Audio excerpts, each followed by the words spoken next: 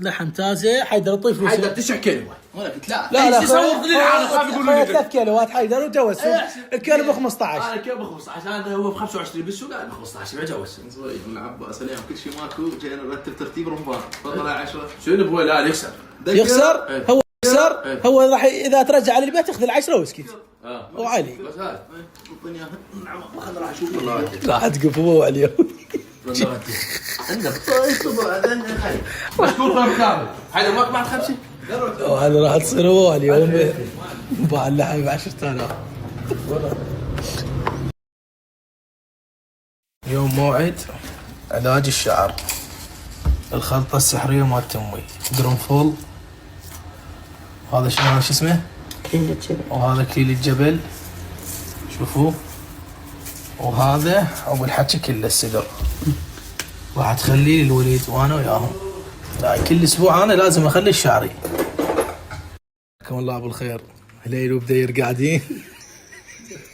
خطيه والعباس البارحه شفت سوى بام اليوم خطيه قاعده من الصبح تسوي لهم السدر لشعرهم. هذا زوين شوفوا شعره خفيف. ويخالف نستاهل احنا. هذا زوين جاي يعالج بشعره صار له فتره. هذا شعره هم منه شويه خفيف. صراحه كل شيء ما تستاهلون. ليش؟ بس بعد قلب والده. ليش ما ما تستاهلون عنه. اذا مو بنفس هذا لا تحطين. عملتكم البارحه سويتوها بي. بس بعد اسوي اليوم الموعد وموعد السدر صار لكم اسبوع. يلا حط لازم اليوم شباب احط الشديد. شباب بنات شعرها تطيح يتساقط خفيف. هذا سدر كل الزين على كيفك. ومجرب هذا. شو هذا حار يمه. اي انا اخذت عليه. شوفوا هذا سدر. خلونه فد ساعتين 3. يمه اليافوخ يمه.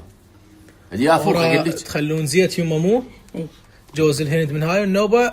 اهم شيء الشامبو اللي تغسلون به يكون شامبو نوعيه زينه. رحم الله والديك يمه الله يطول بعمرك. خلي العلاوي. الهي يطول عمر امي وكبرها عرفت ولدي ابو 50 دينار مسويت فلك بيه. والله العظيم. ولا هو ما حكى عليه. علي وهذا مو انا انت دومك ما تنصفيني والله العلي العظيم. هذا عليه راسه كبير وياخذ هواي سدر. طرح على 100,000 سويت بيه. سويت. اي بعد هاي كضت الحين. سويت. حجتين. يلا تريد لو ما تريد. تريد ما تريد. يلا خلي. طلعت حيفه وعلي. اي والله. ليش معلش؟ راح سوى بيه هو. البارحه خبصتنا خبص وخليت وخليتنا جاي يتوسل. يما جاي تتوسل. اوه حتى التوب. لا صيع عمك لا صيع لا طيح لا صيع عمك. يا ما تريد والله. يلا عوف. لا عوف. يا بعوفنا خلي ولي. يلا غير ما تريد. يلا يما خليني كان كافي. توب بعد التوب انت تعطي لك 100,000 او 200,000. في قاصات بيخوف. يعني حتى شعرك امك تغسل لك اياه. البركة هاي.